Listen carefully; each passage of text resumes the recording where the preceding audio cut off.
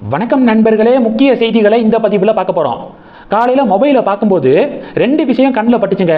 ஒன்று, சிஎம்மாக விஜய் பதவியேற்று 15 நாட்கள் தாண்டியாச்சு. இந்த 15 நாட்கள் புதிய அரசாங்கத்துடைய செயல்பாடுகள் எப்படி இருந்துச்சு, 100க்கு எவ்வளோ மார்க்கு கொடுப்பீங்க அப்படிங்கிற கேள்விகள் அடங்கிய ஒரு பதிவு. திருப்திகரமாக இருந்துச்சா? இந்த பதிவு ஃபஸ்ட்டு. ரெண்டாவது, 2025 தானே பாஜக மாநில தலைவராக நயினாரை போட்டாங்க. பாஜக மாநில தலைவர் பதவிக்காலம் 3 வருஷம். அப்போ நயினார் அவருடைய டேர்மை கம்ப்ளீட் பண்ணுற வரைக்கும் அவரே மாநில தலைவராக தொடர வாய்ப்பு இருக்கு. அப்போனா 2028 வரைக்கும் நயினார் தான் பாஜகவுடைய மாநில தலைவர். அதுக்கப்புறம் தான் அண்ணாமலையை கொண்டு வர போகிறாங்க அப்படின்னு ஒரு பதிவு. அது உண்மையா பொய்யான்னு தெரியலை, ஆனால் அப்படிப்பட்ட ஒரு பதிவு என் கண்ணில் பட்டுச்சு. இது 2 பற்றியும் சில விஷயங்களை உங்கள்கிட்ட ஷேர் பண்ணணும். மிஸ் பண்ணாமல் லாஸ்ட் வரைக்கும் பாருங்கள். நிறையா இன்ஃபர்மேஷன் இந்த வீடியோவில் இருக்குது. இந்த 15 நாட்கள் தாவேகா அரசாங்கத்துடைய செயல்பாடுகள் திருப்திகரமாக இருந்துச்சா அப்படின்னு என்னைய கேட்டால் உண்மையிலே இல்லை அப்படிங்கிறது தான் என்னுடைய பதில். இந்த 15 நாட்களில் 15 நாளை வச்சு எதுவும் முடிவெடுக்க முடியாது தான். ஆனால் போகக்கூடிய பாதை எப்படி இருக்குது, அறிகுறி தெரியும்ல, அது சாட்டிஸ்ஃபேக்ஷனாக இல்லை அப்படிங்கிறது என்னுடைய ஃபீட்பேக்கு. உங்களுடைய கணிப்பு என்ன? ஒவ்வொருத்தங்களுக்கு ஒவ்வொரு ஒப்பீனியன் இருக்கும். என் ஒப்பீனியனை நான் சொல்லிட்டேன். உங்களுடைய ஃபீட்பேக்கை நீங்கள் கமெண்ட் பண்ணுங்கள். திருப்திகரமாக உங்களுக்கு இருந்துச்சா அப்படிங்கிறத கமெண்ட் பண்ணுங்கள். ஏன் திருப்திகரமாக இல்லை நான் சொல்கிறேன் தெரியுமா? இந்த 15 நாட்களில் பல சட்டம் ஒழுங்கு பிரச்சனை, திமுக ஆட்சியிலையும் சட்டம் ஒழுங்கு பிரச்சனை பீக்கில் இருந்துச்சு. அது அப்படியே தொடருது. அப்படின்னாலும் கூட 15 நாட்களில் சில ஸ்ட்ரிக்டான ஆக்ஷனை எடுத்து லா அண்ட் ஆர்டரை அட்லீஸ்ட் கொஞ்சமாவது மெயின்டைன் பண்ணியிருக்க முடியும். அதில் கோட்டையை விட்டுட்டாங்களோ டிவிகே கவர்மெண்ட் அப்படின்னு எனக்கு தோணுச்சு. ஒன்று, 10 வயது சிறுமி பாலியல் வன்கொடுமை செய்யப்பட்டு கொல்லப்பட்ட விவகாரமாக இருக்கட்டும், மதுரை மீனாட்சி அம்மன் கோவில் பக்கத்தில் 17 வயது சிறுவன் 5 பேர் கொண்ட கும்பலால் கொலை செய்யப்பட்டதாக இருக்கட்டும், இது மாதிரியான பிரச்சனைகள். கோயம்புத்தூரில் தொண்டாமுத்தூரில் காதலிக்க மறுத்ததால் அந்த பொண்ணுடைய வீட்டில் மண்ணெண்ணெய் குண்டு வீசப்பட்ட விவகாரமாக இருக்கட்டும், இது மாதிரியான இஷ்யூஸு தினமும் பார்க்குறோம். அப்போ இது ஒன்று. ரெண்டாவது என்னென்னா, தொடரும் அறிவிக்கப்படாத மின்வெட்டு பிரச்சனை. பல மாவட்டங்களில் இந்த இஷ்யூ இருக்குது. நேற்றே நான் புதுக்கோட்டை மாவட்டம், நேற்றே இரவு நேரத்தில் 2-3 மணி நேரம் பவர் கட்டு. இப்போது வீடியோ ரெக்கார்ட் பண்ணியிருக்கக்கூடிய இந்த நேரத்தில் பவர் கட்டு ஒரு 1/4 மணி நேரம். இப்போ நைட்டு பார்த்தீங்கன்னா 2 மணி நேரத்துக்கு மேலே. இது மாதிரியான அறிவிக்கப்படாத மின்வெட்டுகள் இஷ்யூ இருக்குது. இது மக்கள் மத்தியில் ஒரு முகசுளிப்பை ஏற்படுத்தி இருப்பதாக நான் பார்க்குறேன். இது 2. மூணாவது என்ன தெரியுமா? டிவிகே கவர்மெண்டுடைய சில டிசிஷன். உதாரணத்துக்கு, லஞ்ச ஒழிப்புத்துறை இயக்குனராக அருண் ஐபிஎஸ் நியமிக்கப்பட்டிருக்காரு. டிவிகே காரங்க தான் டிஎம்கே ஆட்சியில் இருந்தப்ப அருண் ஐபிஎஸ் அவர்களுக்கு எதிராக பல குற்றச்சாட்டுகளை முன் வச்சிருக்காங்க. டிஎம்கேக்கு ஃபேவராக நடந்துக்கிறாரு அப்படின்னு பல குற்றச்சாட்டுகளை முன் வச்சிருக்காங்க. இன்னைக்கு அதே அருண் ஐபிஎஸ்ஸை லஞ்ச ஒழிப்புத்துறையுடைய இயக்குனராக டிவிகே கவர்மெண்ட் அறிவிச்சிருக்காங்க. டிஎம்கே உடைய முன்னாள் அமைச்சர்களுக்கு எதிராக லஞ்ச ஒழிப்புத்துறை எப்படி ஸ்ட்ராங்காக ஆக்ஷன் எடுப்பாங்க அப்படின்னு சில கேள்விகளை பார்க்க முடியுது. ஏற்கனவே இடி செந்தில் பாலாஜியை விசாரிக்க அனுமதி கேட்டு கடிதம் எழுதியிருக்காங்க.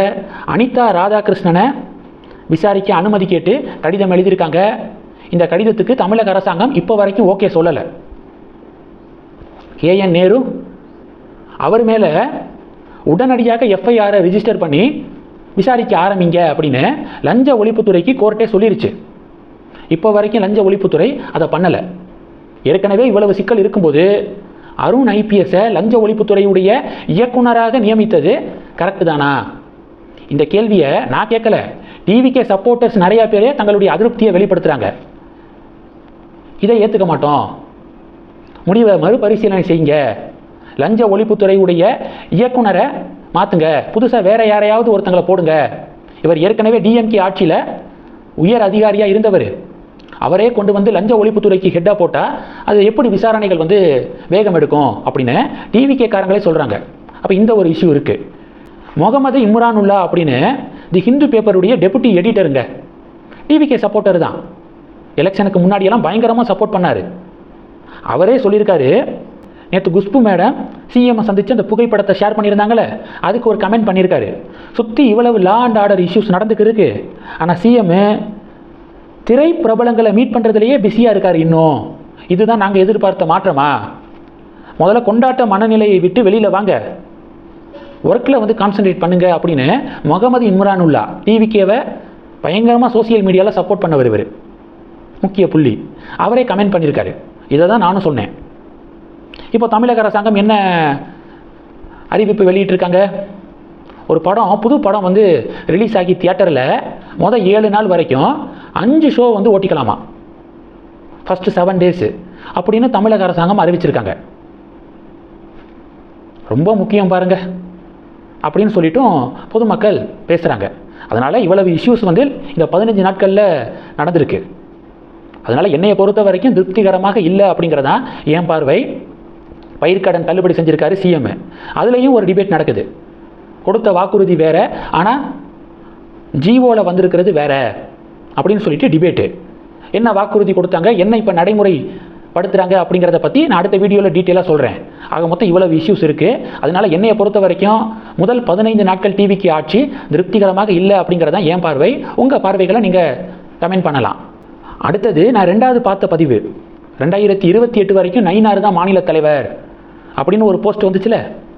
இது உண்மையாக இருந்துச்சுன்னா இதை விட ஒரு பெரிய மிஸ்டேக் எதுவும் கிடையாது. பிஜேபி பண்ணுற மிஸ்டேக்கு இதுக்கு முன்னாடியும் பண்ணியிருக்காங்க. என்ன, 2017 அதிமுகக்குள்ளே சண்டை வரும்போது இவங்க தேவையில்லாமல் சமரசம் செஞ்சது தப்பு.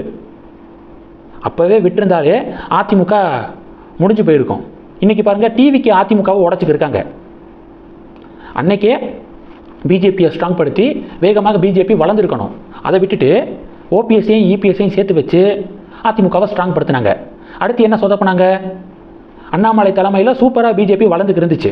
ஓட் ஷேரை வேறு லெவலில் உயர்த்தினார் அண்ணாமலை. ஆனால் அதிமுகவோட கூட்டணி வைக்க அண்ணாமலையை மாற்றிட்டு நயினாரை கொண்டு வந்தாங்க. இது 2வது மெகா சொதப்பல். 3வது மெகா சொதப்பல் என்ன? இப்போ டிவிக்கே ஆட்சிக்கு வந்துருச்சு. தினமும் பல பிரச்சனைகளை மக்கள் சந்திச்சுக்கு இருக்காங்க. இந்த நேரத்தில் அண்ணாமலையை தலைவராக்கி சட்டுப்புட்டுன்னு கட்சியை வளர்க்க பார்ப்பாங்களா? 2028க்கு பிறகு பார்த்துக்கலாம் அப்படின்னு ஒரு டிசிஷன் எடுக்கிறாங்கன்னா எவ்வளோ பெரிய தவறான டிசிஷன். காற்றுள்ள போதே தூற்றிக்கொள் அப்படின்னு நம்ம படிச்சிருக்கோம். இதுதான் நேரம்.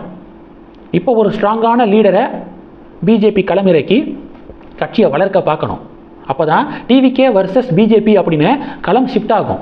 இப்போ விட்டுட்டு 2029 தேர்தலுக்கு சில மாதங்களுக்கு முன்னாடி அண்ணாமலையை கொண்டு வருவோம், இல்லை 2029 தேர்தலுக்கு பிறகு கொண்டு வருவோம் அப்படின்லாம் யோசிச்சாங்கன்னா டிவிகே வர்சஸ் டிஎம்கே அப்படின்னு தான் களம் இருக்கும். ஆரம்பத்திலிருந்தே கொண்டு போகணும், அடித்து ஆடணும். அதை இப்போயும் சொதப்புறாங்க பாஜக. இவ்வளவு டிலே பண்ணுறாங்க. சின்ன பிள்ளை கூட தெரியுது அண்ணாமலை தான் தமிழக பாஜகவை காப்பாற்ற முடியும் அப்படிங்கிறது. சிறு குழந்தைக்கு கூட தெரியுது. ஆனால் லெஜண்ட்ஸுக்கு வந்து ஏன் புரிய மாட்டேது, அமித்ஷாக்கெல்லாம் ஏன் இது புரிய மாட்டேது அப்படிங்கிறதான் பலருடைய ஃபீட்பேக்காக இருக்குது. இந்த செய்திகளை பற்றி உங்களுடைய பார்வைகளை கமெண்ட் பண்ணுங்கள். தொடர்ந்து கனெக்டில் இருங்க. அடுத்தடுத்து நிறையா பதிவுகளை பார்க்க போகிறோம். நன்றி. ஜெய் ஹிந்த்.